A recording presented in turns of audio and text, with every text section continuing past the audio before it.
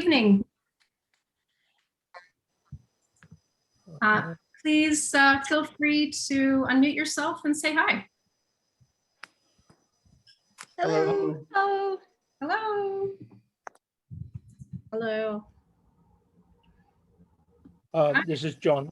John Burgess. Hi. Don't see a picture of me because my notebook computer doesn't do the video Zoom very well. Thanks for letting us know, John.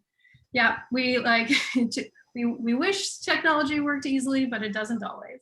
So thanks for letting us know. Oh, my computer is old. That's why. We'll do a formal poll as people come in. But what communities do folks live in? If you live in Surrey, do you want to unmute and say what community you live in? It'll be a bit messy. We'll talk over each other, but don't worry about it. South Surrey. Wally. Guilford. Overdale. Wally. South Surrey. Fraser Heights. Overdale.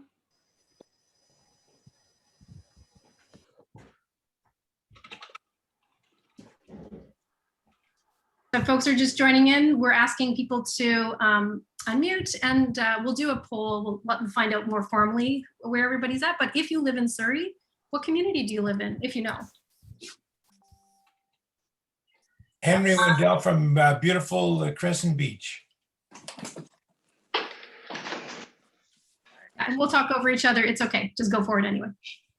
I'm Karen and I live in City Center. Bob Hampson and I live on 140th and 79th Avenue in Surrey.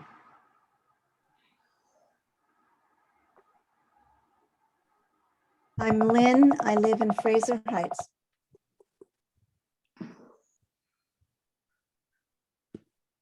Great. So if folks are coming in, we're just as we're waiting for maybe one more minute to allow people to arrive, we're just unmuting and sharing what community we live in Surrey, if you live in Surrey, and it's okay if we talk over each other. I live in Newton, 73 and 143. Live in Fleetwood. Fleetwood. Nice. Wow. Well, we got a nice mix of communities here, and I know I'm going to guess we're probably going to have another maybe 10 people kind of roll in as we're getting started. But since we only have 90 minutes together and we want to make the best use of our time, I'm going to pass it over to Jason to get us started. Thanks, Susanna. Hi, everyone. I'm Jason Owen with the City of Surrey. So I'd like to start by acknowledging that the City of Surrey and the work of the Climate Action Strategy is located on the traditional territories of the Semiahmoo, Katzie, Coquitlam, Kwantlen, Kikwit, and Tsawwassen First Nations. Surrey also has the largest urban Indigenous population in BC, and we're committed to honoring and strengthening all of these relationships. So it's important for me to acknowledge these things as a settler, and as well as this work, it really does affect all people across borders in all areas. So my role with the city is the manager of sustainability and energy services, and just like to thank you all for joining us here today. I'm going to start by introducing our staff team. Firstly, our sustainability team here is represented by Maxwell Sykes, our climate and energy manager. Just ask Max to quickly wave so people can see who he is. Lise Townsend, our climate change action strategy project manager. Tiasha Demsar, our sustainability planner. Pratibha Rialch, our corporate energy specialist. And then we have three of our esteemed colleagues from other divisions in the city that are joining us as subject matter experts. So Dawn Buchanan with our transportation division, Patrick Clausen with our community planning division, and Robin Landucci from the parks division. So with that, I'll pass it back to Susanna, who's our host for this evening, and we'll get started with the presentations.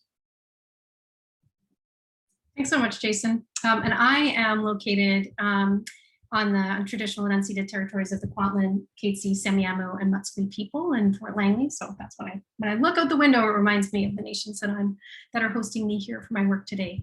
And I'm an independent civic engagement specialist, and it's my honor to be able to host conversations like this for members of the public and community leaders to get together and wrestle with policy opportunities in the community and engage with decision makers and staff in these kinds of settings. And I know that we all wish that we could be doing this in a in-person space, and maybe next year we will. But there is a benefit, I would say, of us being able to do this work here in an online space, which is that we'll be able to engage with each other using some technology supports that allow for multiple layers of conversation at once. Like in an in-person room, we'd have one person who knew what their question was right away, put up their hand and be ready to speak. Where in this environment, we're going to encourage you to use a tool called Slido, and I'll show it to you in a minute and share the link again, so that as you're listening, to ask questions and vote on each other's questions, so that we, during the time where it's the Ask Me Anything or Q&A session, will know what's most important to this group to hear, and then we can talk about it. So let me just share a little bit about the agenda for today. And so this is an opportunity here where the City of Surrey is currently drafting its climate action framework, and it wants to turn to the public and find out, is there anything missing? Are we headed in the right direction? What feedback do you have? And so this is an opportunity to get more information about that, and then also dig in and get informed so that you can respond to the survey, ask questions, talk to council, and various other modes of being able to get involved in this important strategy and strengthen it, which is really the purpose of having you here today. So we just heard from Jason, the Owen, the Manager of Sustainability and Energy Services. Whoops, there's a typo there. We're going to have 3 presentations. One from Arsha Uppal, who's with Surrey Sustainability Teams. Amy Lubick and Corinne Diol from Fraser Health Authority are going to speak with us. And then we'll hear from Lise Townsend, who is the project manager of Climate Action Now in the City of Surrey. So we'll hear these presentations, give us some context, give us some inspiration, give us some information, and then we'll spend a good at least half an hour or more on the questions that you have. And I'll say already that I know that we probably have more questions than we will be able to answer, but we're going to do our very best to get through as many of them as we can, both verbally and written. And anything that we don't get to, we're going to do our best to summarize on the website so that you'll be able to go back to it and see what other details are there. So just some online participation tips. We have all spent a lot of time online here in the last year and a bit. But my encouragement is, while the presentations are happening, feel free to be on video or not. But when we get into the Q&A session and it's just us and gallery view, I encourage you to keep your video on if possible, but microphone off.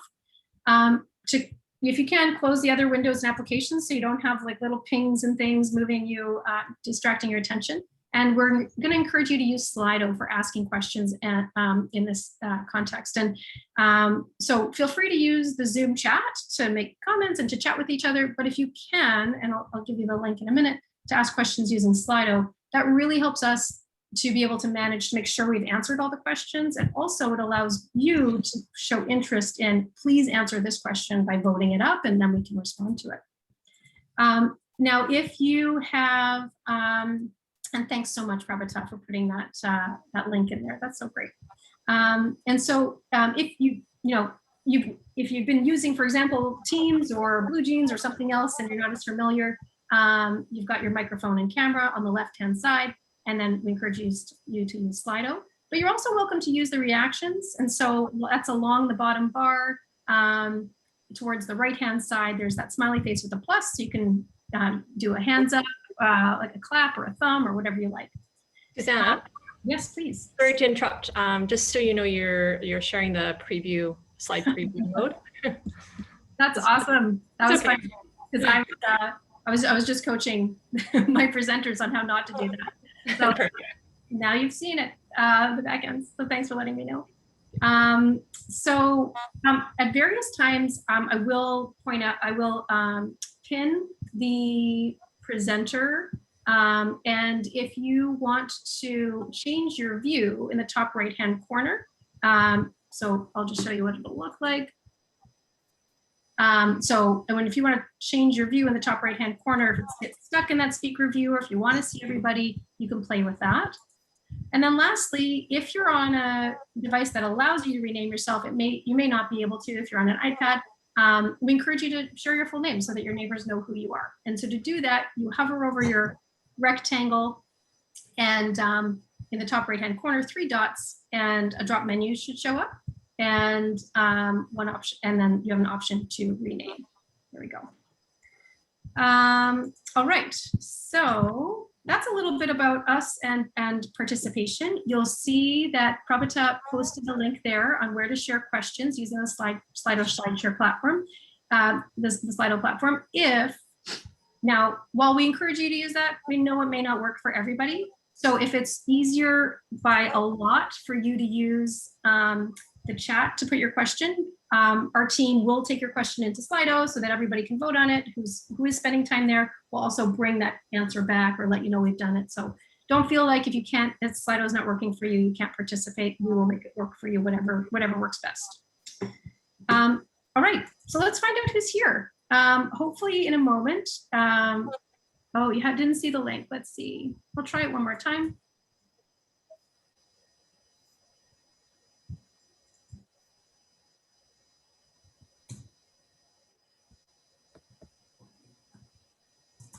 And so, yeah, no problem. Thank you both. So there are 3 questions here that are popping up. And these are questions we're also asking in the survey, so we can just get a sense of kind of like comparing who's been able to attend and participate. So the first question is, in which Surrey community do you live? Now, you may not know, so there's an option for that. You may also live outside of Surrey, so there's an option for that. Secondly, we're curious, what is your age group? You're welcome to, we encourage you to answer, but you're also welcome to skip that one and say prefer not to answer. And then we're curious about how concerned are you about climate change? And I should have said this first, but this is just for participants. So staff team and speakers, you can skip it. And love to hear from everyone. Now, is anybody not seeing the poll? You can either use chat or unmute to tell me right now, and I'll see if we can problem solve it for you.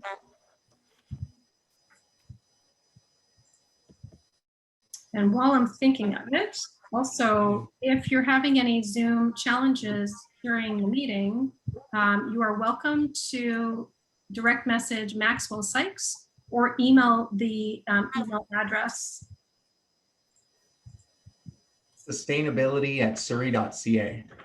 Perfect, that's great. Okay, so many of us have voted, not everyone, and I'll leave it open for maybe just another couple seconds because I see some are still trickling in. So one thing to know is that you need to scroll down to the bottom at the bottom of all 3 questions and hit submit. Okay, let's see what we got. So in terms of where we live, South Surrey, you are the leader there on just over a third of us are from South Surrey. And then 17% of us are from Guildford, 13% of us are from Newton, and Cloverdale and Whalley, both about 10% of us, and just under 5% city center. And there's 10% of us that live outside of Surrey. So thank you for joining us from all the communities and outside. We have a quite a nice mix of participants, and that's great to see a real nice range with our largest group being 65 or better. And in terms of how concerned are you about climate change, all of us are quite concerned. So that's good to know.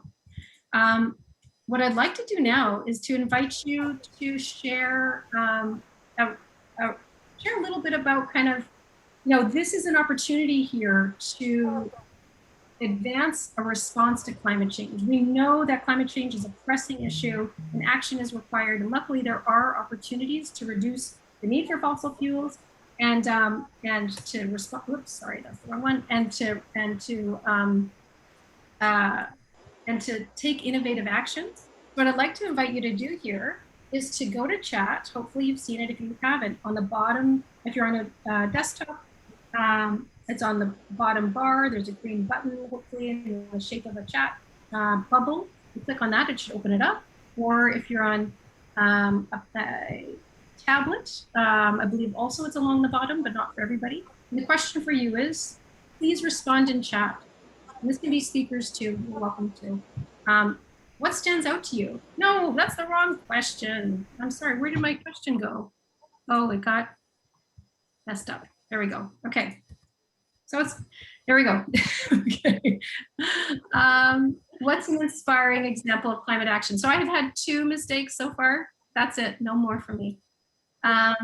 So what's an inspiring example of climate action? That's the question I actually want you to respond to. So when you think about in your community, in your workplace, internationally, across Canada, any kind of context, what is an inspiring example that you're aware of climate action? Please respond in chat.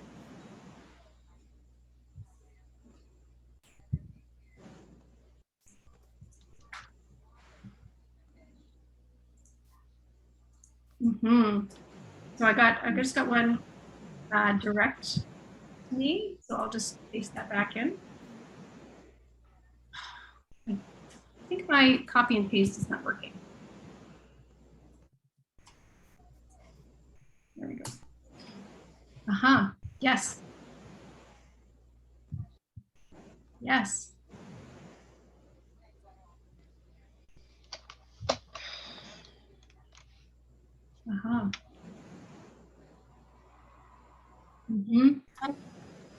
These are great. Thank you. And if you've already put yours in, I encourage you to look what else is coming in.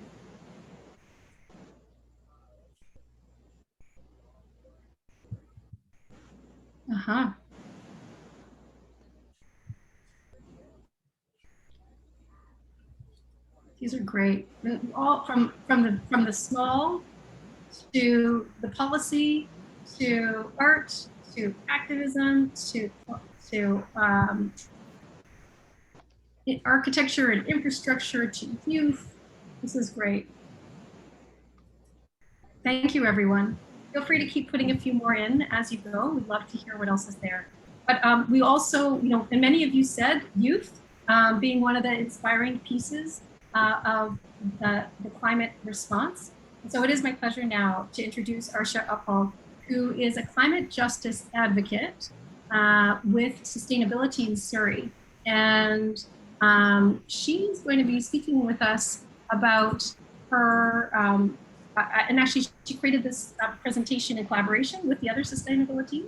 So we'll get to hear her voice. So welcome, Arsha. Hello, I think I have screen share abilities. Okay. All right, let's get started. So I just want to take a quick moment to acknowledge the lands that we are on. So we are on the unceded territories, or I am, of the Kwantlen, Katzie, and Saniyamu peoples. And as a climate organization, it is important to acknowledge whose lands we are on and who has been taking care of our lands for centuries. Alongside climate justice, we must also advocate for decolonization and dismantling systems of oppression. All right, so just a quick introduction, who I am. So I'm 19 years old and I'm currently in my first year of university. I've organized with sustainability teams for around 2 years now, and I'm an advocate for intersectionality, anti-racism, and equity within the climate movement. I've lived in Surrey my entire life, and I acknowledge the importance of incorporating all of this activism into my work. So just a bit about sustainability teams. What our organization does is we're basically a movement of young people trying to create this safe space for new youth who may not know anything about the climate world, to people who are knowledgeable but just haven't found that safe space yet. So it's just somewhere that we all organize and provide a safe space where we kind of go through conversations and discussions about our shared experiences and the anxiety we may hold. Right. I just also wanted to give you guys a quick kind of like a timeline of what Sustainabiliteens really does. So it all started in kind of November, where our sister organization, the Climate Clock, worked with Surrey for Future on convincing council to declare a climate emergency declaration. We presented delegations, rallied public support, and engaged in conversation with council. This all took a lot of work that shouldn't need to have been done. We cannot keep spending our time convincing political figures the importance of fighting against the climate crisis. We need to establish a precedent for what is expected from the city, which is exactly what this strategy is in the works of doing. Grassroots organizations within Surrey are finally starting to see the effects of organizing work. And it's refreshing, and it gives us more motivation to, I guess, continue with our work, because we're not near finishing. We have a lot more work to do. And so, yeah, so after that happened, we kind of had a few little highlights. We couldn't do much because of the pandemic, but we're excited to get back into organizing. All right. So our Surrey chapter began because we wanted to get Surrey's youth, who is often prejudiced against, to unite and stand up for what we believe in. At first, our main goal was to continue spreading awareness and encouraging people to step up and take action for their future. We just couldn't sit and watch our futures go to waste, and we wanted to spread the message of the climate crisis throughout Surrey. We wanted our community to understand that this is an issue that really needs our attention. Now we need to make sure our representatives are taking the right steps forward. Our youth are anxious. We have been spending years organizing and putting our efforts into action to call on politicians and asking them to meet our demands. This work has made us sacrifice a lot, whether it be other activities, hanging out with friends, schooling, or giving time to our family. We are serious about this, and the introduction of the strategy has shown how vital it is that the city continues to work towards fighting the crisis. The strategy is not the end to fighting the climate crisis in Surrey. However, it is a stepping stone to more commitment from the city. The climate adaptation strategy is vital in many ways. Aside from giving us hope, it is also giving our community the chance to learn about the climate crisis. This pushes the council in terms of the public support shown for climate-related issues, as well as the strategy gives us a chance to educate ourselves. It also engages the community to pay more attention towards municipal issues in Surrey. As of now, many communities do not pay attention to what goes on with council, and partly because they, have a lot of other things going on in their life, and partly because, it's just not advertised as much, or not transparent enough with the public. But with this strategy, we are able to change things, and we are able to draw more attention to city council and increase the community engagement. Municipal climate action in general is important, and it leads to larger actions provincially and federally. Although the city has been taking admirable initiatives towards a sustainable future, the vast majority of Surrey residents remain unaware or choose to be complacent regarding the potential effects of the climate crisis. As youth who were born here and raised here and hope to keep living in this beautiful city, we are scared. We are scared that today's goals will not be met tomorrow. And although we hold strikes and plan actions, we are not able to pass motions through the political system. Finally, we received the climate adaptation strategy, which essentially put all of our efforts together in actual physical action, leading after the climate emergency declaration, showing that plans are beginning to be followed through with, but there is still a lot of steps we still need to take in the right direction. At this moment, the city is listening to us. They want our feedback and our response to the strategy. We finally have the chance to tell the city what we may like from the strategy, but also what may be missing from it. Please take out the time to fill in the survey form for the climate adaptation strategy, as things can still change. This is the time for our community to take action against the climate crisis and address any issues or things that are kind of lacking from the strategy right now. Surrey's climate future is riding on this. Our future is riding on this. Surrey is a great place, and most of my memories, my families, my friends, their lives, my entire life is here. And that's why I care about Surrey. It's not just part of my life, it essentially is my whole life. And these next few years, what we do or don't do, it's also vital for the future of the city, to my future and along with Surrey's rest of the youth. thank you for taking the time to listen to me today. Let me know if you have any questions.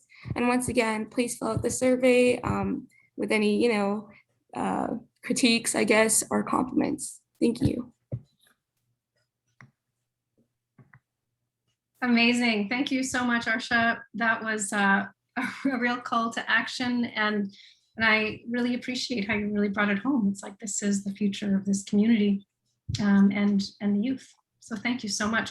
Arsha, would you mind typing into the chat the Instagram and the email address in case people want to follow up with you? Thank you. And I encourage you to either with your physical hands or with your reactions button, give Arsha some love. Thank you for your presentation. Appreciate it. Thank you.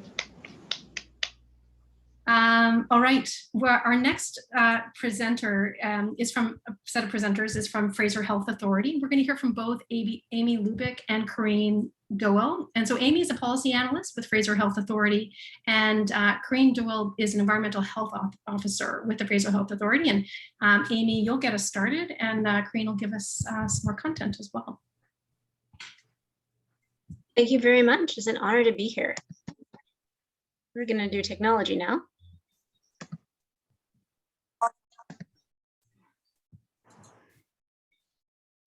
We'll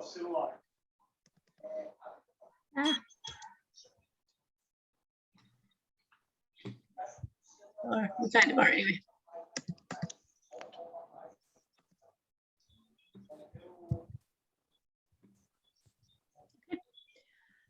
So we're going to talk a little bit about the health impacts of climate change and the benefits of taking action.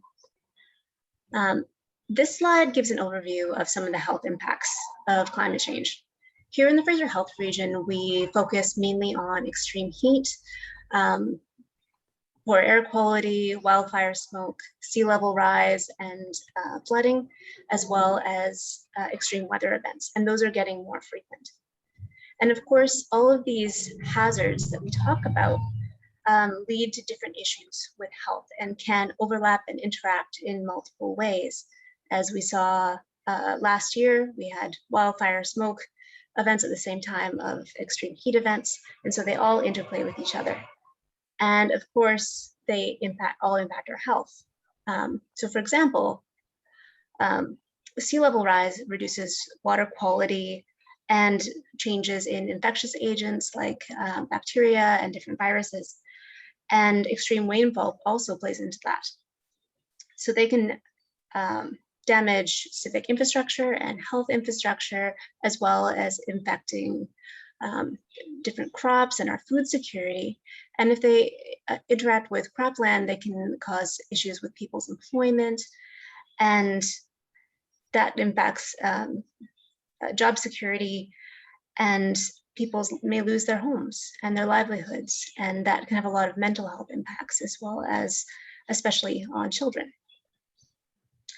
So here in BC, we're already experiencing extremely hot weather, and extreme heat days tend to be a source of more emergency calls and hospitalizations for community members, as well as heat-related deaths. And usually that's kind of worsening of pre-existing conditions.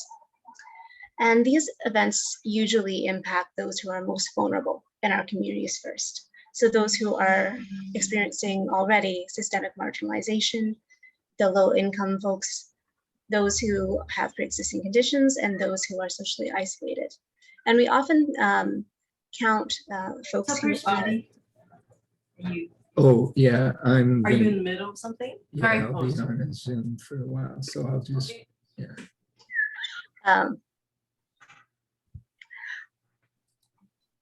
Sorry, I was just going to wait for that to be over. But so often when we're talking about vulnerabilities, we talk about newcomers to Canada and Indigenous folks. And it's really important to know that there's not any biological factors that particularly impact those folks, but it's more the impacts of colonization and systemic racism that put those folks more at risk. So we often talk about centering climate change on focusing on those folks who are most vulnerable. But vulnerability is a mixture of exposure, which is whether or not you are exposed to, let's say, extreme heat or smoke. Sensitivity, which is more biological, like age often or pre-existing conditions. And then adaptive capacity, which is more what we can do as a community. So for example, we often say that age is a factor in vulnerability. But if you are a high-income senior who doesn't have any pre-existing conditions, lives in a good community where you know all your neighbors and have air conditioning, you're not really that vulnerable a person. But if we're talking about someone who is potentially in a younger age demographic, but lives on the streets, may have some pre-existing conditions, those folks, and doesn't have access to air conditioning and cooling, those folks tend to be more vulnerable to climate change related events. And of course, as I mentioned, adaptive capacity is what brings all of us up. So it's more, what can we do as a community? What plans do we have in place to make sure people are safe? And I'll pass it over to Corrine. Yeah, so as Amy mentioned, so BC and the Lower Mainland or Fraser Health region is getting hotter due to climate change. We often think we are immune, as she mentioned, but it's often a person or a community's ability to adapt and be resilient that is most key or most important when it comes to these kind of changes. When you think about even half a degree warmer temperature, it actually is enough to make a big difference to people, the ecosystems, food security, and people's health. For example, in 1995, there was a heat wave that happened in Chicago, where Chicago experienced a heat wave that caused an unusual 739 deaths over a 5-day period. Most of these victims were elderly, poor residents that couldn't afford air conditioning and weren't able to open their windows or didn't open their windows or sleep outside because they had a fear of crime in the neighborhoods that they lived in. Many of these individuals, which was found out by a sociologist named Eric Kleinberg, what he found was that they were socially isolated. So that was a key factor. And you can go to the next slide. So what Kleinberg did was compare two neighborhoods. One was a poor African-American neighborhood on one side of a highway, and compared that neighborhood with the equally economically disadvantaged Hispanic neighborhood, which was on the other side of the highway. What he found was that the Hispanic community was more inclusive and people were outdoors, connected with one another during the heat wave. They were checking up on each other versus the African-American neighborhood, which was more deserted. So what that tells us is that interventions actually need to be neighborhood specific. Some areas need more attention compared to others, and every neighborhood has its strengths and weaknesses, and we need to really build on those. You can, next slide. Amy?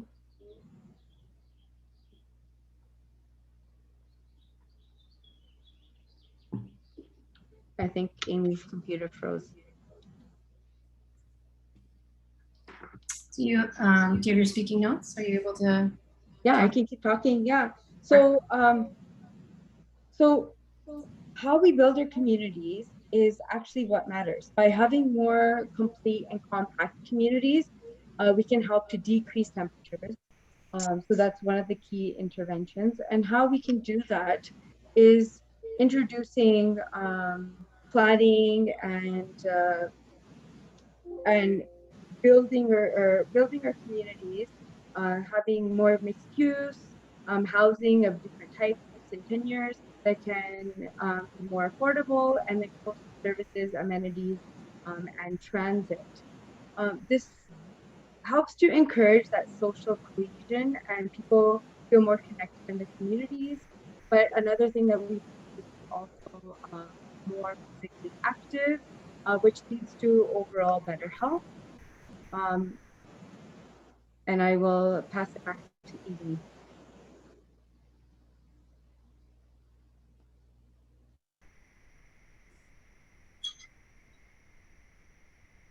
Annie, you are muted at the moment.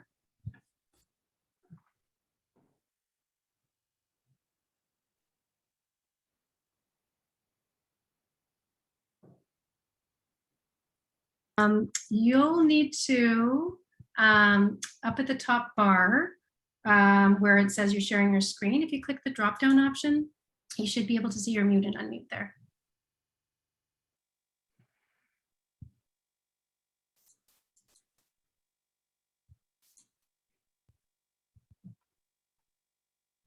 You got it. I think. You're unmuted, but I can't hear you. Can you hear me? Yes, we can now. We can hear you now. Technology. So I'll wrap up briefly. So as Corinne said, how we build our communities really makes a difference. So if you look at places where there's a lot of buildings and a lot of concrete, those kind of areas can be between 3 and 10 degrees hotter than really green areas. And so integrating those green spaces into our built environment can really protect people from extreme heat, especially if they want to get out of their buildings on those really hot days. It also, of course, cleans the air and absorbs different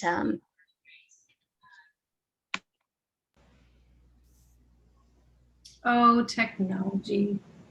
That's the reality though, right? We're all working our best in these imperfect circumstances.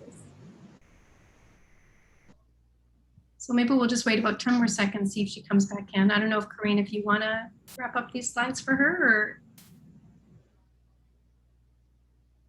Yeah, there's 2 parts to the slide that are missing, which I think she's gonna.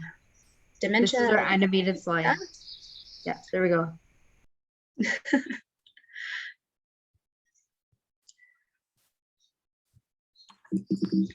And we can hear you. Go for it. Yes.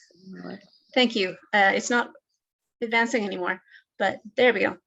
So these kind of communities that build in access to green space and access to walking and are equitable, those are the kind of communities that we can build. And those are the kind of things that are in Surrey's climate action plan. So the takeaway is taking action to be resilient on climate change can improve the community's health. Thanks for having us and dealing with my technological issues. It hasn't been a real Zoom meeting until there's been technology issues. So thank you very much for your presentation. We really appreciate it. And so thank you to all 3 of our speakers. Let's hold up our hands either with emoticons or with real hands to say thank you to these 2 speakers as well for giving us that really useful frame of, how does climate impact community wellness, individual wellness, and our experiences of wellness in the community. So we heard from Sustainability, we heard from the Fraser Health Authority, and I'm now put into the chat an invitation to respond. What stands out to you from these presentations? Just curious about something that that stands out to you in terms of your own, there we go. Yeah, your own sense of something interesting to take forward. And so if you need to also change your view, the top right-hand corner, there's that little view button. You can press gallery if you want to see everybody. So into the chat, what stands out to you from these presentations?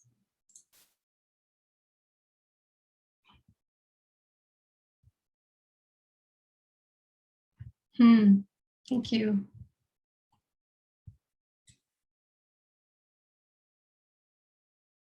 Mm-hmm.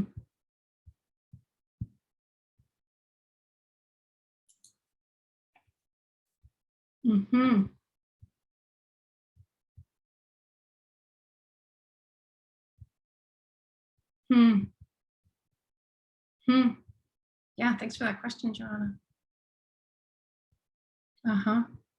Yes. And Bruce mentions that there isn't a mention of reducing consumption as our way to reduce the impact. And it's true, right? We could have spent our entire time putting information out because there's so many interesting facets. So we just chose 2. One that focuses on the built environment, which you'll hear from Lise in a moment, is one of the critical leverage points for the climate action strategy. And then also the importance of having voice, which is that for me, those are 2 things that I sort of take away. This is great. Yeah. Yeah. These are great. Thank you. Yeah, so keep them coming. But I also want to bring up a poll for you because we're about to start looking specifically at the City of Surrey's climate action strategy. And to get us started, we thought we might do a little bit of a test here. Not a test, sorry, a quiz, a poll of Surrey's climate pollution. From what you know, and this is totally okay, it's just what you know, which of the following contributes the most to Surrey's carbon pollution? Is it industry and manufacturing? And this is just for participants, please. Is it energy used to heat homes and buildings? Is it deforestation? Is it garbage in landfills? Is it planes, ships, and trains? Is it cars, trucks, and vehicles? Is it aerosol spray cans? Is it, I don't know. And spoiler alert, we're gonna tell you in a minute. So it's okay if you don't know. That's part of what we're doing here. It's like we wanna learn, right? We wanna learn, we wanna find out what are the opportunities and then give our input to help figure out how to make sure this climate action response really does address the City of Surrey's, the community's needs and hopes. And so this is a chance for us to do that here together. All right, this is great. So we've got about 2/3 of us have voted. I'll leave it open for another 10 seconds or so. And then Lise, I'll ask you to bring up your slide so that you can share the response with us. All right, here we go. Almost half of us said cars, trucks, and vehicles. And a little less than 30 of us used the energy used to heat home and buildings. 13% of us said industry and manufacturing. And then a handful of us don't know and pointing to deforestation. All of these, I'll say, obviously play a role. So Lise, you are muted at the moment, but if you want to unmute and share this slide with us, we'd love to see it. Great. Can you see the slide? Yeah. Okay, so yeah, thanks for everyone for your response. So the answer is on-road transportation. So transportation and that is mostly passenger vehicles. You can see the green squares on the left of the diagram. It's responsible for 46% of our citywide greenhouse gas emissions. The next largest portion, which is surprising to some people, is 40% comes from buildings. And the very large majority, around 96% of that, comes from using natural gas to heat our spaces and hot water. And there's a number of other smaller, but of course still important sources. I won't go through those in detail, just in the interest of time. I'll reference this a little bit and we can come back to this in questions too, if there's further questions about this.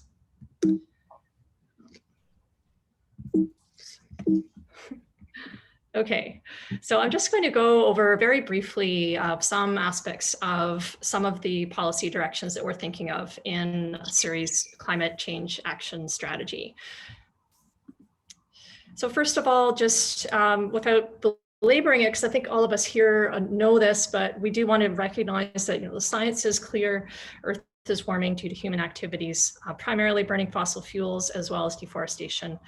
It is happening here and now, and as our speakers noted, we are experiencing the effects of climate change. And just one example is the wildfire smoke we had last year. This is not just an environmental problem, it affects our entire society and our economy. And so the solutions also need to be system-wide. It's not something just individuals can do, and we need both short-term and long-term thinking. But also we do still have choices, and the choices we make now can reduce the negative consequences and can also bring a lot of benefits for our health and well-being and our economy. So this is where we are in our process. So just over a year ago, Council adopted targets to reach net zero citywide emissions before 2050. And since then, we've been doing work behind the scenes, and that includes modeling where our emissions currently come from, and also looking ahead to projected changes into the future under different scenarios. We've also done quite a bit of research and looking at other jurisdictions and best practices to figure out where our biggest opportunities are for both reducing emissions and for improving our resilience to climate change. So that's what's informed our framework, which we're now sharing with the public. And following this phase of public engagement, we're going to take in what we hear, we're going to do some further additional technical work, and then we'll be sharing a full draft strategy later this year and advancing it for council approval. So I've mentioned this thing called a framework. So this is not our full plan yet. And so if you see some pieces that are missing, that is okay. And we welcome you pointing those out. And this is really the ideal time to provide input because there still is opportunity to shape the final strategy, which will have additional details. And so overall, the climate change action strategy, or we call it the CCAS, is intended to be a roadmap for how we'll meet our net zero citywide target, and also, as I mentioned, improve resilience of our community to climate change impacts. So the framework has 5 components or 5 branches to it, and those focus on the main areas of action. So those include neighborhoods, transportation, buildings, ecosystems, and city leadership. So for each of these, I'm just going to very briefly walk you through some highlights. Now, there's a lot more detail on the website and in our survey, so I'm not going to cover everything, but I'm going to frame this in terms of a few things about where we are now. I'm going to share a vision for the future, which is the WOW piece, and in some cases is quite different from where we are now. But we do think that this kind of change is possible. That doesn't rely on any novel technologies. And then, so that brings us to the how. So what can we actually do to make that vision a reality? At the bottom of the slide, there's a few notes about what we call policy tools. So those are some of the things that the city can actually do to act in these areas. So let's start with neighborhoods. So as our Fraser Health presenters mentioned, the built environment has a big impact on our emissions, and especially because transportation is our largest source of emissions, how we plan our community can have a big impact on emissions and on our health. So today, some of our neighborhoods like town centers and new growth areas are being planned and to some extent have elements of a complete community where there are destinations close to where people live. But like other North American cities, many of our neighborhoods, probably most of our neighborhoods, it's safe to say we have a high reliance on cars to get around. Surrey is one of the fastest growing cities in Canada. And so it's a challenge of where we're going to put, how we're going to plan our community will have a big impact looking forward. But it's also an opportunity because we can be thoughtful about how this growth occurs. So our vision for the future for 2050 for our neighborhoods is that most people can meet their daily needs close to home by walking, cycling, or rolling, which includes wheelchairs and other small personal mobility devices. And our neighborhoods are connected by frequent transit. So we can get to those further away places like job centers and other parts of our region. This vision also includes the concept of green spaces and public places for people to meet and mingle. So how can we get there? Well, this won't happen overnight, and planning and building and development takes a long time, but we can start now to plan so that most new growth happens in areas close to transit and existing amenities. And for example, we're about to embark on updating the city's official community plan, which is essentially our blueprint for how the city develops over time. So that's a big opportunity. We can also change our zoning to allow a variety of different types and sizes of homes and small shops and businesses throughout different kinds of residential neighborhoods. And we also need to make it safe and easy to walk and cycle and roll for these daily needs. So it's not just proximity, but the quality of our how we get around. And that brings us to transportation.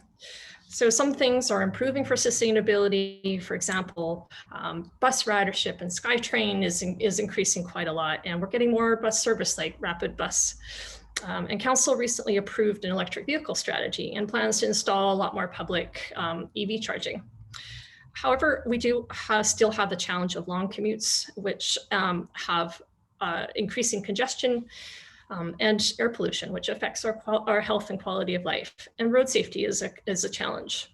We also have, we are lacking fast and frequent transit into many areas of the city. So in the future, we need to shift so that most of our trips are using transit, walking, and cycling, and rolling. We expect there will still be a need for cars, but they will be zero emissions, and car sharing will be a lot more common. So how can we do this? Well, we can prioritize where we're investing in building our infrastructure so that we are building more safe cycling, walking and rolling networks. We need to work with TransLink to improve access to frequent transit and do things like dedicate road space, for example, to transit. And we need to continue to support vehicle electrification, but that is a big opportunity. Turning now to buildings, as I mentioned, that's our second largest source of emissions. So as I mentioned too, most of that comes from natural gas in buildings. There are some things that are improving, like energy efficiency is getting better. So we're using less energy to heat buildings. And there are a lot more efficient, low carbon systems available, like heat pumps, so electric heat pumps that don't rely on gas and are a lot more affordable to run than the old style electric heating. However, our building code still does not directly address greenhouse gas emissions, and retrofits of existing buildings will be a significant challenge. So our vision for the future for buildings is that all buildings are healthy, energy efficient, and don't emit carbon pollution. So that means when they're operating, they're not emitting carbon pollution and not using fossil fuels. And they're comfortable year round and help to protect us from the impacts of climate change. So some of the things we can do include making sure that new buildings are zero carbon or very low carbon from the start. And that is one of the most cost-effective ways to avoid future costs of retrofits. And it doesn't cost a lot more to do it at that stage. We do need to develop a building retrofit program, and that will require, both of these will require partnerships with senior governments and utilities. But we also have to pay special attention to make sure that these changes are affordable and equitable for everybody.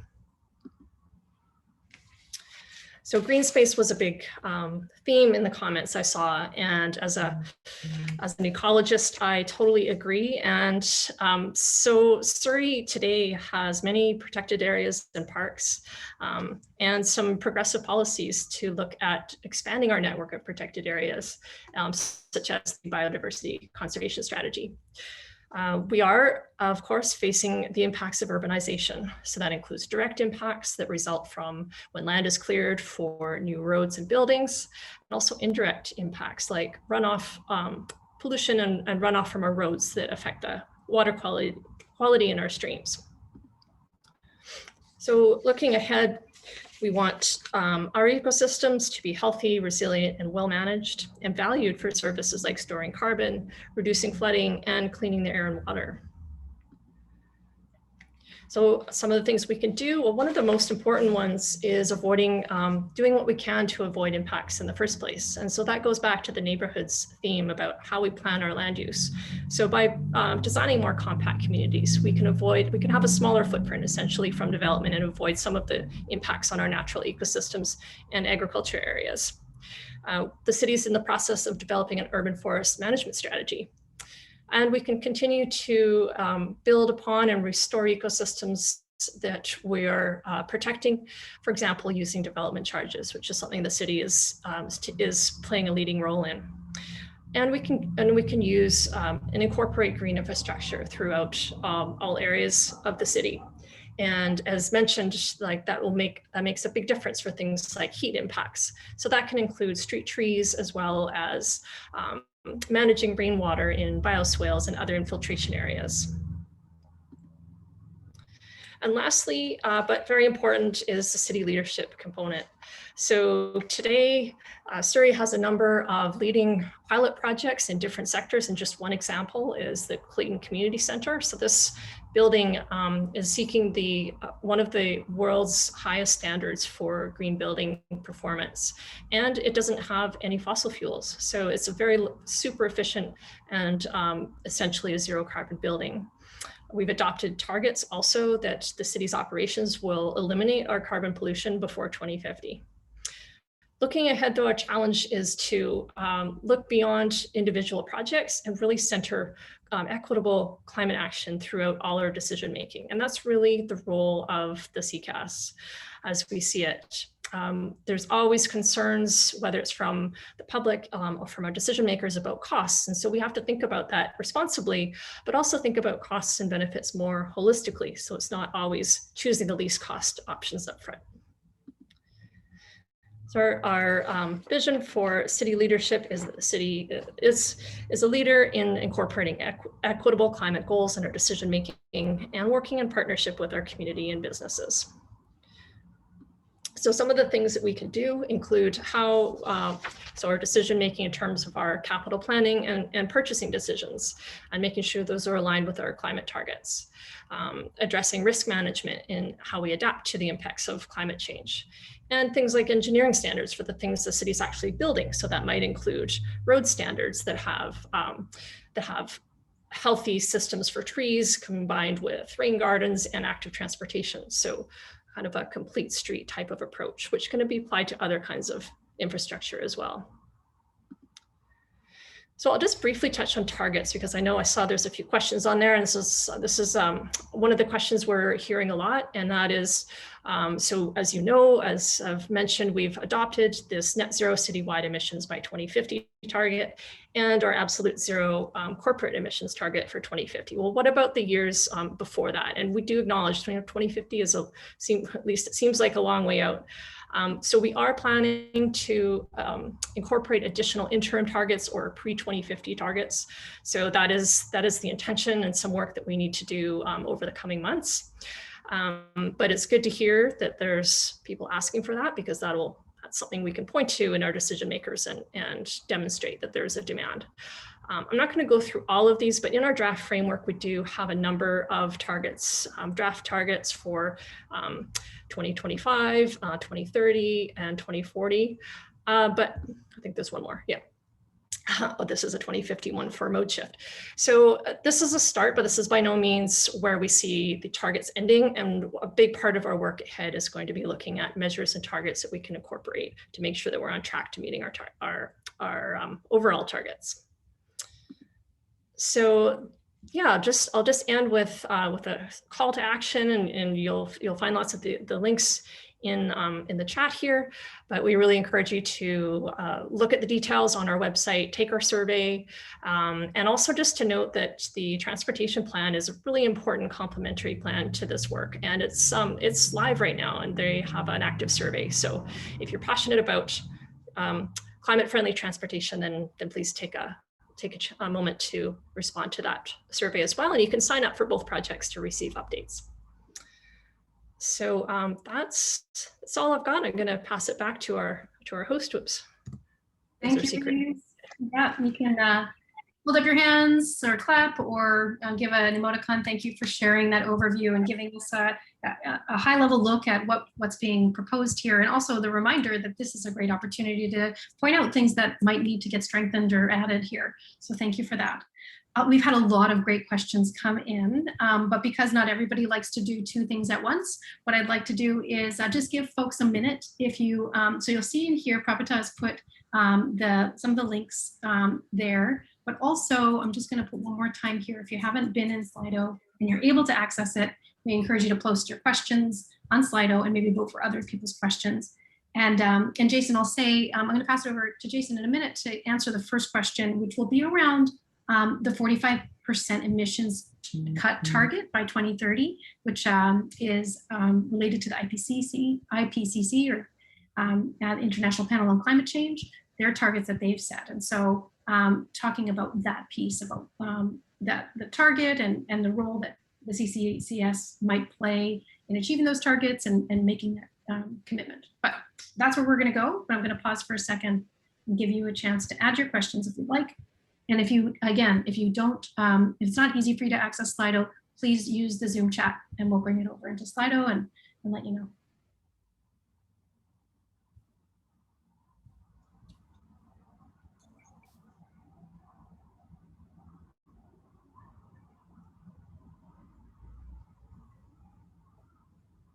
Susanna, maybe I'll jump in now with the response, or sorry, did you want me to hold off? Yeah, that sounds great. And hopefully folks are able to take a look at both. Yeah, go ahead. Sorry if I jumped the gun there. Good questions, and we've seen that version of that question come through a number of times. And I think the first thing to note is that our initial response to the climate emergency was to look first at the IPCC special report on 1.5 degrees of warming, and to ensure that our targets are aligned with the general direction in that report. And so we started with the 2050 targets, and then started to work on this framework that we're now ready to share.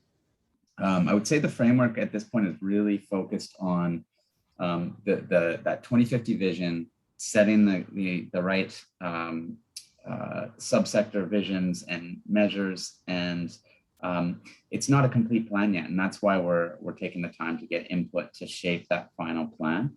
We do expect that final plan will have interim targets, both interim greenhouse gas emissions targets for, for example, 2030, 2035, 2040, in those ranges, but also subsector targets, which we think are really important to be able to drive the work of the different departments across the city where we have influence over our global greenhouse gas emissions. So it's an ongoing work in progress. We're continuing to do additional modeling of the different pathways that we think are likely to occur based on sequencing of different actions and measures and so on.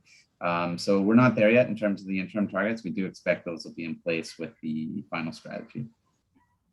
Thanks. And I wonder if we can also hear from the transportation folks here, because there was also a question similarly about the role of setting these kinds of targets around, because vehicles account for nearly half of Surrey's emissions.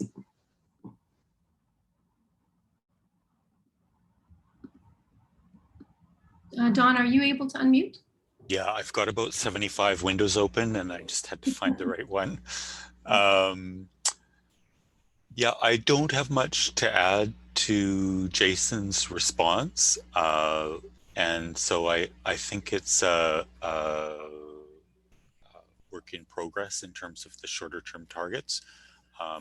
The transportation plan is taking both a long range 2050 long range vision and short-term vision. I think Jason's really captured it. Right. Can you just tell us a little bit, Don, about the transportation plan? What are the goals of the transportation plan? So it's a plan in process right now. We're in phase 3, which is feedback on the big vision and 4 bold moves. And so I'd encourage people to take the survey as indicated. And it's really based on 5 key pillars that Council has approved, and tackling the climate crisis is one of those pillars. So tackling the climate crisis, growing the city for a city of 1 million, kind of by mid-century.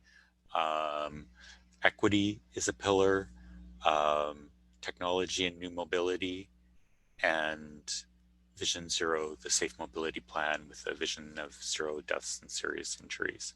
So the plan is really built around those 5 pillars. And we're proposing 4 bold moves, which I don't want to say too much about, but they're quite exciting. I really encourage people. We've got, I think for people who are keen and keen enough on a sunny Wednesday afternoon to join the Zoom call, I think you'll appreciate the level of honesty that we've attempted to address the issues and really speak to some of the trade-offs.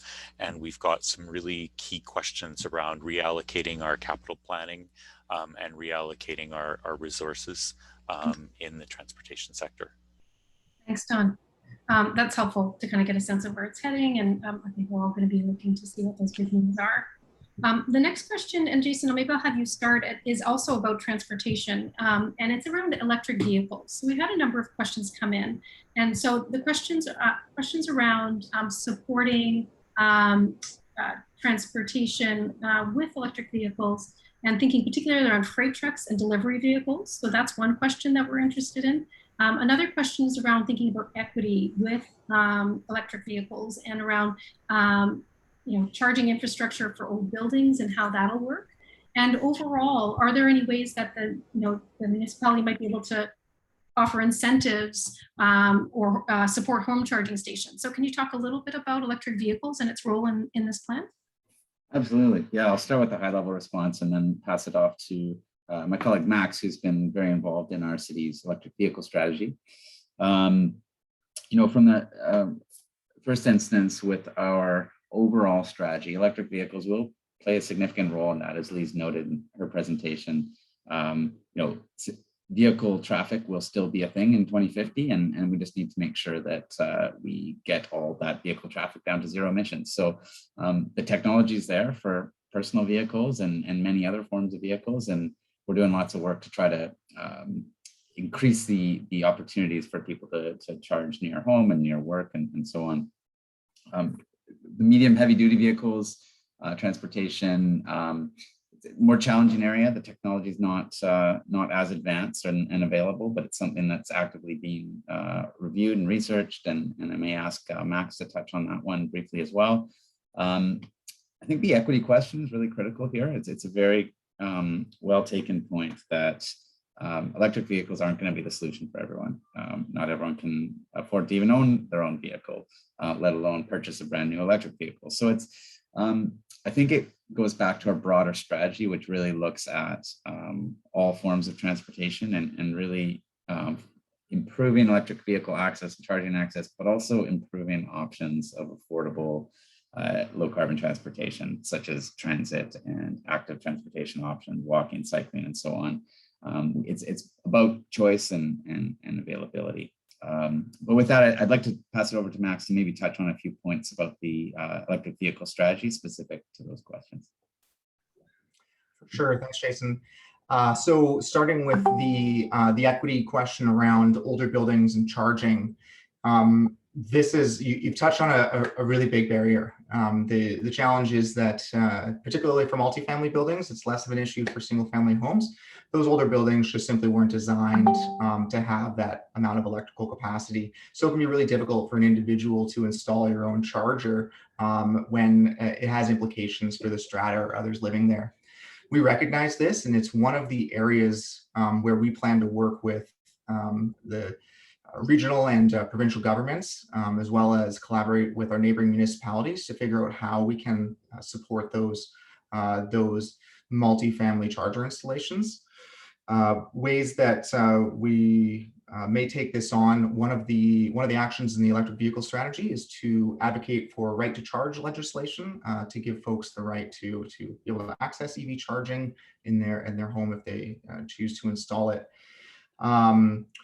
In terms of citing public EV chargers, we do recognize that one of the key needs may be for chargers to be really close to these older buildings so that we're not simply supporting those that have the most money and the greatest opportunity to adopt these vehicles, but making sure that we're enabling all to be able to take them on. So there's going to be a combination of at home and near home charging, at least during the transition period.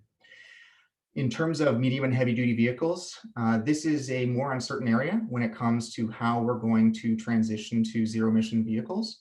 For passenger vehicles, electricity is largely won out. And for medium and heavy duty vehicles, it's a much broader spectrum of needs. And so there's a broader spectrum of solutions that could include electricity, biofuels, hydrogen, and potentially other energy sources.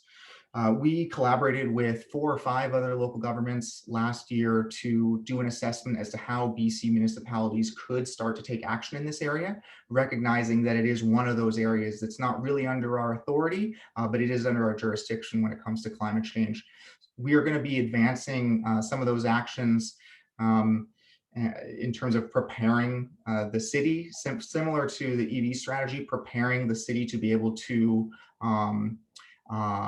take in all that new energy and charging infrastructure and all those vehicles, and to figure out how we can collaborate to start to promote the transition to those ones. It will take longer than passenger vehicles. It's very likely that there'll be a gas truck later from now than a gas vehicle, but there's a lot of things coming around.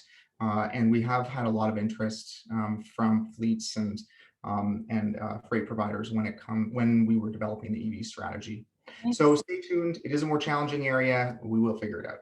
Awesome. Thank you. That was great to hear the bits and pieces. And one of the things you brought forward is around the importance of collaborating, because it's not just the city, of course, that's able to make this change. And there's a few questions coming in about collaborations. We're going to come to that. But there's a related transportation theme. And then I want to talk about the kinds of policies in the short term. People are interested in kind of what's the quick turnaround. But the first question I want to ask is something that I know that the community is already talking about quite a bit, which is around the role of 84th Avenue. And so the question we have here from John is, how will expanding 84th Avenue from Scott Road to Fraser Highway help us achieve safe zero carbon transportation, resilient carbon neutral neighborhoods? And how can we reconcile that project with the goal of environmental protection and biodiversity conservation strategy? It's a great question. Certainly one we've received clearly, and I think that it's first of all it's really important to recognize and speak to the fast growth that we see in Surrey and continue to expect over the long term. Where there's various infrastructure decisions that need to be made to service our existing transportation and land use patterns. And these things will change over time. So our vision for the plan is this 2050 vision that really looks to what Surrey will be in the year 2050. And that includes a city of nearly 1 million people. So road infrastructure decisions have implications for connectivity, for mobility, for vehicle traffic, as well as for active modes of transportation and transit. There's always going to be trade-offs, and we have to make difficult decisions in a growing city like Surrey. And what we're hoping to do with this strategy really is develop a framework through which we can make these complicated decisions over time.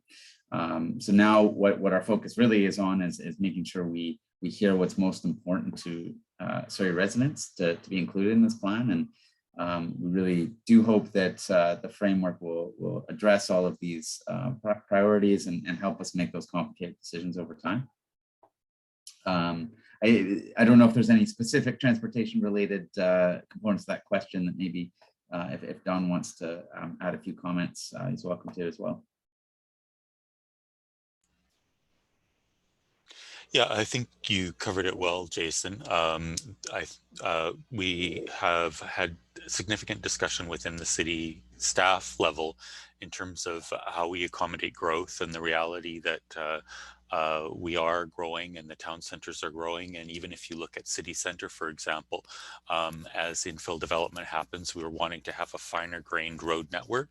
So in fact, we're actually building new roads and new connections in city center to allow that grid for people to walk and cycle and get around. So I think there is a balance there in terms of ensuring that there are viable choices. And that is a challenge in much of Surrey where people don't have valuable choices, and that we will still be doing some road building. So I think even meeting our 2050 targets and our Vision Zero targets doesn't mean that we will no longer be building roads. I think we have to be much more, we will be much more deliberate about the roads that we build and that they're contributing to those kind of safety and access improvements that give people more choices. So I understand 84th Avenue is being designed with protected bike lanes, etc. So it will also provide another transportation options.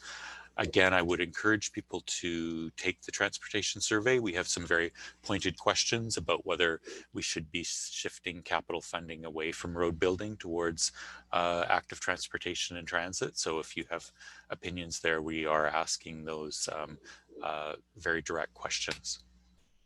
Thanks. And I just saw one question / comment that came in is, having a conversation even about limiting growth. And so I know that there's a variety of opinions here. And so thanks for addressing this. And I think it's an ongoing and important conversation. So the next question I have for you is actually changing topic a little bit, but it's really important in terms of thinking through how to ensure that the plan really is responsive to the community as a whole. And Linton asks a question about that recognizes that council has refused to do land acknowledgements during council meetings. And I think it's something they're working on, it is my understanding, but haven't done it yet. And how will Surrey ensure that Indigenous voices are included in the climate change action strategy? Yeah, that's a really important question, and something that we feel is really important to the strategy, that we hear from a broad range of voices, particularly Indigenous voices. And as I mentioned earlier, Surrey has the largest urban Indigenous population in the province, and as well as many First Nations that we share land with. So while we're doing this broad engagement at the moment with our survey approach and this event tonight and other events that we'll be having, we also recognize there are a lot of voices that we don't always hear from, and there may be barriers there to being heard, and that's something that I'm just seeing that someone's asking if I can ask people to unmute. Oh, anyway, we'll continue on. I think the participants are all muted at the moment because we're taking questions in the chat to avoid people speaking over each other. But back to what I was saying about seldom heard voices and also other equity seeking groups in our community. We want to make sure that everyone has a chance to have their voice heard. So on top of sort of this broad engagement approach we're taking right now, we're also taking a more targeted engagement approach with direct stakeholder and interest groups. So we've been in touch with the land-based Surrey nations that may want to participate in this process, and we've opened channels to direct engagement in that way. We're also looking at a sort of an equity approach to all of our engagement through the climate action strategy, as well as the action planning process, to ensure that we're hearing from those seldom heard voices, making sure folks that have barriers to engaging in traditional methods are having a chance to be heard. So we're taking what steps we can through this process, and really think it's an important aspect of the plan. So we're really happy to hear that that's important to you folks as well. It's always a place that we can get better at. It's like there's, so thank you for tuning into that, and thank you all for voting that question up. And it is super important. The next set of questions that I want to pull out here are around the need to act quickly. One person talked about why are we waiting till 2050 if it's such an important thing to act? Another person asked around what specific policies can be enacted quickly, maybe within a year and a half, to start reducing emissions right away. What are the kind of focuses for the short term, 2 to 3 years? So I think there's a real sense of like, we know this is urgent, so tell us what's going to happen in the short term. Okay, I'll touch on this one really briefly, and then I'm going to pass it off to our colleague Lise as our project manager for the plan. It's a really good question, and it's something we're actively working on now as we do this public engagement phase. We're working with our colleagues across departments to really refine the measures and targets, sector-specific targets and actions that can support our broad vision. There are, I would say, with the pace of growth in Surrey, one of the things that's going to be critically important for both the transportation emissions and building emissions, the second largest source, is that we enable land use patterns that will help reduce the need for personal automobiles to reduce those transportation emissions, and then also act on bringing down emissions, operating emissions in buildings. As we're building new buildings, there's a great opportunity to improve technology there. But generally, the place we're at now with the framework is visions and targets, and that will really drive those detailed level actions. We do expect the final plan will have priority actions listed in it for council approval. But I'd like to pass it off to my colleague Lise to maybe speak to some of the specific actions that we've identified so far in the framework. Yeah, sure. Thanks, Jason. Yeah, so, well, there's a few things in the framework that speak to some shorter term priorities. So, for example, one of them is focusing on buildings and ensuring that our new construction is free from fossil fuels as soon as possible. And so I think that's something that could actually start as soon as next year. And one of the issues with that one is that we don't have complete authority to do that on our own. We need to be enabled by the provincial government. But this is a very active conversation that not only Surrey, but again, we're collaborating with our other local government colleagues and officials to really advocate for the ability to make sure to take that step for a new construction. So, so that is something that could happen quite quickly. I mean, one of the, as Jason said, like some of the the biggest opportunities, and as some of the comments have noted too, are in both transportation and buildings. So on the transportation side, like Dawn mentioned, there are measures that we could take in terms of how we spend our money in capital budgets, and there are annual budgets that are set out, and so that's something that can happen in the short term as well. As if we can show, particularly if we can show strong support from the community, we can start making some of those decisions to do things like invest in a connected, protected network of cycling routes, and that's another thing that's noted in the plan as a potential shorter term target. So yeah, I mean, there's some other things that we can get started on now, even though that will take longer to actually implement, but we can actually take the initial steps. And so that includes things like making changes to our zoning bylaw and our official community plan. And so those specific changes can happen quite quickly in the regulations and the policies. The actual build out takes longer, but that's why we need to make those initial changes as soon as we can. Yeah, those are a few examples, and there's more, but yeah. Thanks. And so pretty soon we're going to move towards wrapping up. We're going to have a moment to give some feedback about tonight's event, and then also hear about what Lise was saying, the more that City Council hears that people want to see bold and timely action, the more likely it'll be. So, and I don't know if that's exactly what you said, but that's how I said it. But we're going to give you some kind of ideas about how you might be able to at least, give feedback, give guidance, and then provide support for the things that you would like to see support for. And thanks for this conversation too. This will be part of our report back to council, is like the chatter in the Zoom as well. So, or at least the report back on the event. And so thanks for this. So we have just time for maybe one or two questions. There's a number of themes that are coming forward. And so one of them, and I'm gonna bring them forward. And I'll say also that to pay attention to some of the questions we're answering in text in Slido. And for those of you that aren't on Slido, no worries, we're gonna move the whole Q&A onto the website for the project. So within a couple days, or hopefully by early next week, you'll be able to see these answers. Can I just quickly note that we'll also try to answer some of the questions. If you didn't already say this, Susanna, we're going to try to answer some of the questions that we didn't get to in our response that we'll post on the website. Exactly. Thank you so much. Okay, so one question around solar panels. That currently Surrey charges a permit fee to put solar panels on your home. Other jurisdictions offer grants and incentives. So what's Surrey planning? And then another question around buildings. Is there an ongoing effort to catalog existing buildings for the sake of developing a retrofit strategy? So one around solar panels, one around building retrofits. Okay, great. Yeah, I'll touch briefly on that, and then I think I'll pass it over to my colleague Max for some details on our existing building strategy. For the first one with the solar panels, it's a really good question. So in British Columbia, with our comparatively very, very clean electricity grid, solar panels haven't been a huge focus of our efforts in terms of decarbonization.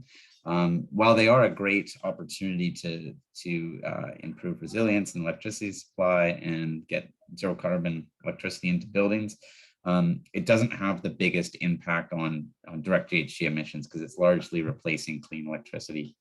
So we haven't had a major focus on that, but we would certainly like to remove any barriers there may be in place to installing solar panels.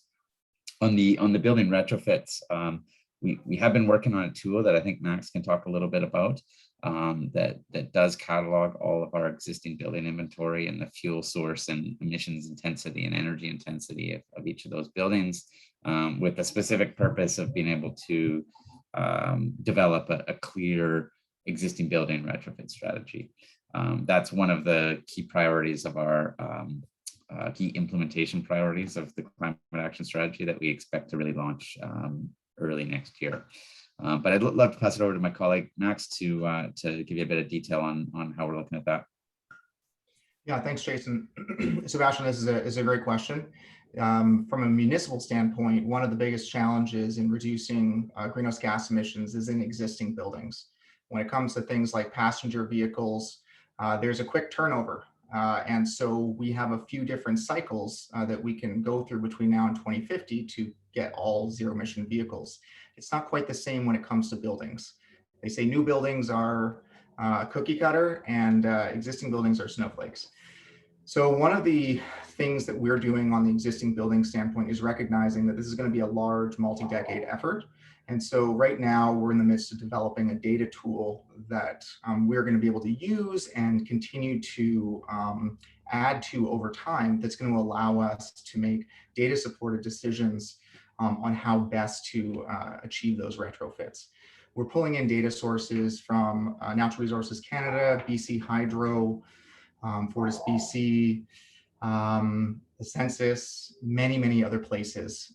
We're going to be aligning it with our planning, and we already have a tool regarding EVs and charging infrastructure, and we'll use this to essentially act as a kind of a dynamic building energy and emissions backgrounder, so we can every year stay up to date on where are our buildings at. How this will evolve going forward and whether or not it will ever be something that individuals have access to publicly is to be determined. And I saw another question in the chat there around coordinating with other cities to avoid redundancies and collectively kind of move things faster. We do that all the time. And this is one of the areas where we want to do that. And we've been working with the City of Vancouver, Metro Vancouver, Township of Langley, and the province on discussions around this sort of a tool to figure out the right scale and how to do it properly. Just a last comment on the solar panel piece, just to note that we've started really preliminary investigations to understand what an extreme case of like full electrification of an entire neighborhood, all buildings, all vehicles, what might be the impacts on the grid, and as a result, what might be the role for on-site solar and storage. It's still early days, and given the reasons that Jason provided, it's not an urgent priority, but should we discover that solar and storage or some combination of them does play a key role, we'll certainly look at how we could support that. Thanks so much to both of you. You'll notice if you're in Slido that, that there's at the top of the screen, there's both the Q&A feature, which is where we've been in, and then to the right of that is a polls button. So if you click, if you're in Slido, if you're able to click on polls, you'll see that there's a bit of information of event feedback. And we used it this way so that people could give their feedback, both typed as well as the poll response. But what I'd like to do for anybody who's not in Slido, and so again, if you're in Slido, across the top of the screen, there's a button that says Q&A, and then to the right of it there's a button that says polls.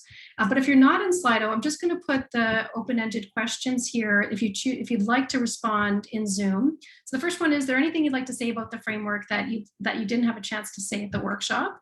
And then the second thing is, what you'll do is, I'll put that link in again there. Thank you. It just got buried. So if you click on the link that I just put into the chat, it'll open a new browser window in your computer. So it'll open, you're in Zoom, and it'll open a window in Chrome or Safari or Explorer, where there's a chance there when you get there, across the top of the screen, there's a green bar, and one of the options is polls. So did that help, Marlene and anyone else? Plus, if you'd like, the open-ended question here that we were asking is there anything you'd like to say about the climate action framework that you didn't have a chance to say at the workshop? So I'll give folks a minute to take a look at that. And while you're doing that, I'll mention that summarize kind of what are the remaining questions that we didn't have a chance to get to. And so there's some that have been replied in writing around things like food waste and around leadership from Surrey, some other things that pedestrian friendly neighborhoods and so on. One of the elements that's left is around working in partnership with other communities, what citizens can do to increase awareness, or what can be done to increase awareness in the community, what citizens can do to support implementation of the plan. So that's one of the pieces that's left. And then there's other pieces that are important that we didn't have a chance to address, which are around questions around equity and questions around trees and green space and single traffic uses and things like that. So thank you all for your questions, both here and across. So I hope that you're being able to find the poll and respond to it. We'd love to get your responses. And at this point, I'd like to pass it over to Jason to close us off, talk about next steps and things people can do. Well, first of all, I'd just like to thank everyone for joining us tonight. It's been really inspiring to hear all these, really pointed and intelligent questions and challenging us to really make this strategy something that the community really supports. So thank you for that. Just like for those who haven't completed the survey, I'd just like to let everyone know we've got 1 week left to provide your input through that channel. So hopefully you can do that. Talk to your friends and neighbors about the strategy. Let them know there's an opportunity to provide their input. We'd really appreciate that. I see a question about the survey. I'm sure we can add the link in the chat for those who haven't been able to find that yet. Also, connect with council, mayor and councilors. Reach out with your thoughts and hopes for this strategy to make sure that they're clearly hearing how important it is to the community. And how we can strengthen the framework before the final plan goes to council. So in terms of what we'll do with the input, as we've mentioned, we're currently in this public engagement phase. We're also going through another round of internal engagement at the city to make sure that we're developing really clear strategies and actions that can be included in the plan across all sectors of the city. We will be doing our best to take all this input we're getting from across the city to inform the draft strategy that will be prepared in the fall. I think there'll be another opportunity to provide some input on that strategy, which will be much more detailed. Before we finalize that and take it to council sometime around the end of the year. Just another plug for the transportation plan survey, another great way to provide your input and give us your good ideas. And you can also sign up for email updates. So on our surrey.ca climate action webpage, you can sign up to be part of email updates about the plan and other sustainability related initiatives. But with that, I'd love to just say thank you and hope everyone has a great evening, and we look forward to hearing more input through this process from you.